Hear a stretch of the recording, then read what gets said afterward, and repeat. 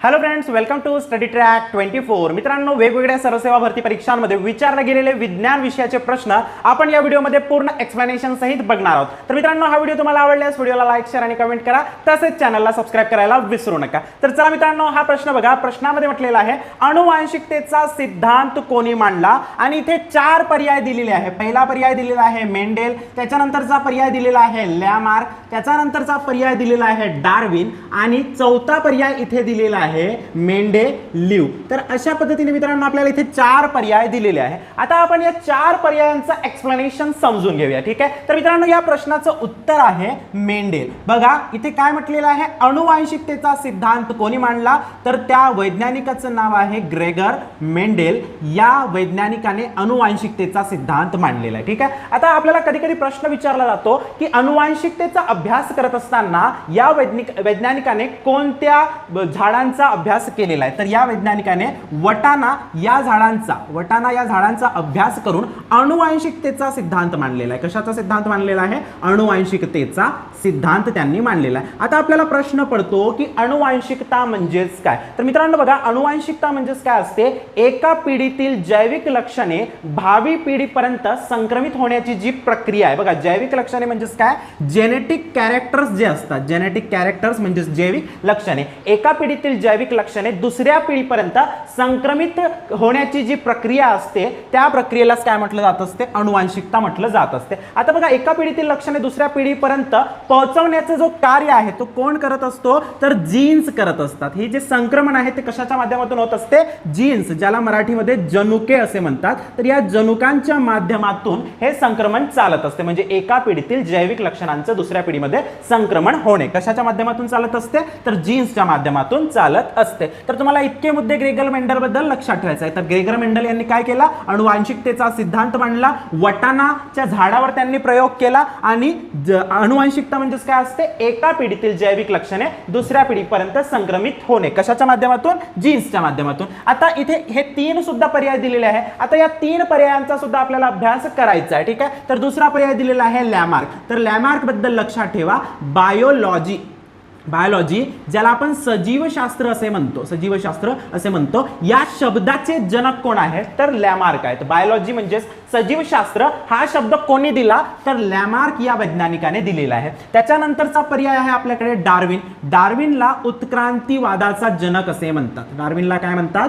उत्क्रांतीवादाचा जनक, ठीक आहे। तर आता या डार्विनने उत्क्रांतीवादाचे जे सिद्धांत आहे त्यांच्या एका पुस्तकामध्ये दिलेले आहे, द ओरिजिन ऑफ स्पेसिस नावाचे त्यांचे पुस्तक आहे। कोणाचे पुस्तक? या डार्विनचे पुस्तक आहे, दी ओरिजिन ऑफ स्पेसिस। त्याच्यामध्येच त्यांनी उत्क्रांतीवादाचा सिद्धांत दिलेला आहे, ठीक आहे। आणि त्याच्यामध्ये ते म्हणतात की जो बलवान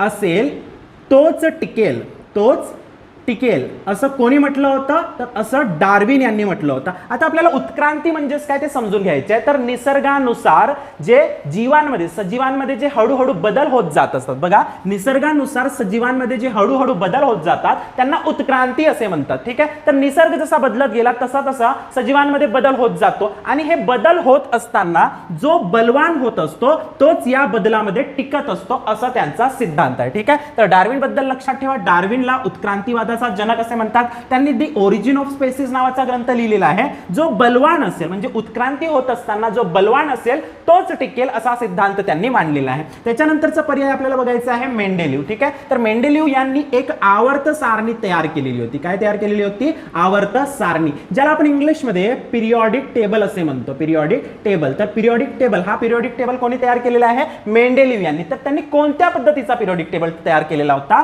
जे पिरियॉडिक टेबल ॲटॉमिक मास, ज्याला मराठीमध्ये काय म्हणतात? अणुवस्तुमान असे म्हणतात, अणुवस्तुमान। तर अणुवस्तुमानावर आधारित असलेलं पिरियॉडिक टेबल किंवा आवर्त सारणी कोणी तयार केलेली आहे? तर मेंडेलीव यांनी तयार केलेली आहे। तर अशा पद्धतीने मित्रांनो या प्रश्नाचं आपण पूर्ण एक्सप्लेनेशन बघितलेलं आहे। पुन्हा एकदा समजून घ्या, मेंडेल कोण आहे? ग्रेगर मेंडेल हा अनुवांशिकतेचा जनक आहे। वटाणा या झाडाचा प्रयोग करून त्यांनी अनुवांशिकतेचा सिद्धांत मांडलेला आहे। अनुवांशिकता म्हणजेच काय? एका पिढीतून दुसऱ्या पिढीमध्ये संक्रमित होणारे जैविक लक्षणांच्या प्रक्रियेलाच आपण काय म्हणत असतो, अनुवांशिकता म्हणत असतो. तर हे संक्रमण कशाच्या माध्यमातून होत असते, जीन्सच्या माध्यमातून. बायोलॉजी हा शब्द कोणी दिलेला आहे, लॅमार्क यांनी दिलेला आहे. डार्विन हा उत्क्रांतीवादाचा जनक आहे, दी ओरिजिन ऑफ स्पेसिस नावाचा त्यांनी ग्रंथ लिहिलेला आहे. आणि मेंडेलिव्हने काय केलेलं आहे, ॲटॉमिक मासच्या आधारावर आवर्त सारणी तयार केलेली आहे. तर मित्रांनो अशा पद्धतीने हा प्रश्न आपण समजून घेतलेला आहे. तर चला मित्रांनो यानंतरचा दुसरा प्रश्न बघूया. तर दुसरा प्रश्न आहे, औषध निर्मिती क्षेत्रात औषध ठेवण्यासाठी या काचेपासून तयार केलेल्या बाटल्या वापरतात.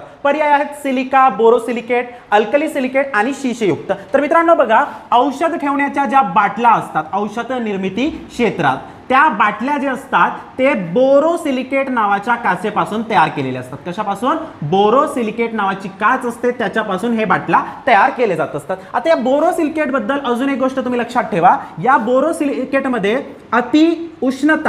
अतिउष्णता सहन करण्याचा गुणधर्म असतो. अतिउष्णता सहन करण्याचा गुणधर्म असतो, म्हणजे याला खूप तापमान दिल्यानंतर सुद्धा ही काच फुटत नसते असा याच्यामध्ये गुणधर्म आहे. त्यामुळे जे मायक्रोवेव्ह ओव्हन असते, मायक्रोवेव्ह ओव्हन याचे जे भांडे असतात, मायक्रोवेव्ह ओव्हन मध्ये जे भांडे वापरले जात असतात ते या बोरोसिलिकेट नावाच्या काचेपासूनच तयार केलेले असतात. आता इथे पहिला पर्याय दिलेला होता सिलिका नावाचा. पहिला पर्याय काय दिलेला होता, सिलिका नावाचा. तर मित्रांनो तुम्ही लक्षात ठेवा, सिलिका जे असते ना, कुठल्याही काचेमध्ये असलेला मुख्य घटक कोणता असते, तर सिलिका नावाचा घटक हा कोणत्याही काचेमध्ये असणारा मुख्य घटक असते. आणि बोरोसिलिकेट काय आहे, तर औषधाच्या बाटल्या आणि मायक्रोवेव्ह ओव्हन मधील भांडे याच काचेपासून तयार केले जात असतात. हे तुम्हाला इथे लक्षात ठेवायचं आहे.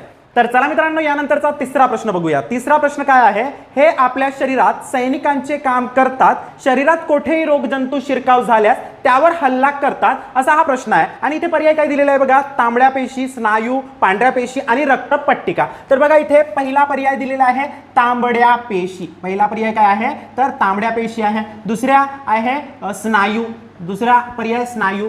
तिसरा पर्याय आहे पांढऱ्या पेशी आणि चौथा पर्याय इथे लिहितो, चौथा पर्याय आहे रक्तपट्टिका.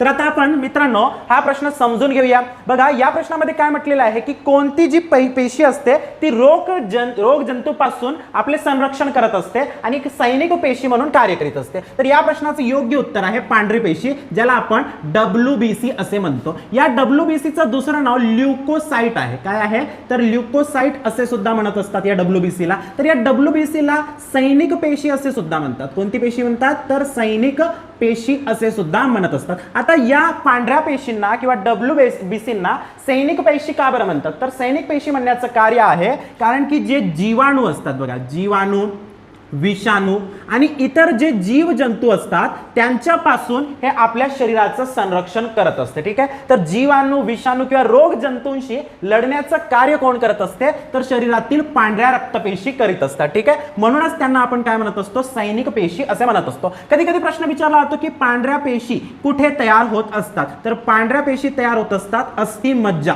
कुठे तयार होत असतात, तर अस्थिमज्जेमध्ये पांढऱ्या पेशी तयार होत असतात. आता मित्रांनो आपण इतर पर्यायांचा सुद्धा अभ्यास करून घेऊया. जसं आपण बघितलं की पांढऱ्या पेशी जे असतात ते कोणत्या पेशी असतात, सैनिक पेशी असतात. ते जीवाणू, विषाणूंपासून संरक्षण करत असतात, त्यांची निर्मिती अस्थिमज्जेत होत असते. याच पद्धतीने तांबड्या पेशींची निर्मिती सुद्धा कुठे होत असते, तर अस्थिमज्जेमध्येच होत असते. यांची निर्मिती सुद्धा अस्थिमज्जेमध्येच होत असते. आता या तांबड्या पेशीमध्ये एक घटक असतो, त्या घटकाला आपण म्हणत असतो हिमोग्लोबिन. हिमोग्लोबिन नावाचा याच्यामध्ये एक घटक असतो. या घटकामुळेच रक्ताला लाल रंग प्राप्त होत असतो. ठीक आहे, अनेकदा पेपरला प्रश्न विचारला जातो की रक्ताला लाल रंग कोणत्या घटकामुळे प्राप्त होत असतो, तर तांबड्या रक्तपेशी ज्यांना आपण RBC असे म्हणतो त्यांची निर्मिती अस्थिमज्जेत होत असते आणि त्यांच्यामध्ये हिमोग्लोबिन नावाचा घटक असतो ज्याच्यामुळे रक्ताचा रंग हा कसा असतो, तर लाल रंग असतो. आता जर आपल्याला प्रश्न विचारला गेला की या तांबड्या पेशींचं कार्य काय आहे, तर तांबड्या पेशींचं कार्य आहे ऑक्सिजनचं वहन. बघा शरीरातील सर्व पेशींपर्यंत ऑक्सिजनचं वहन करण्याचं कार्य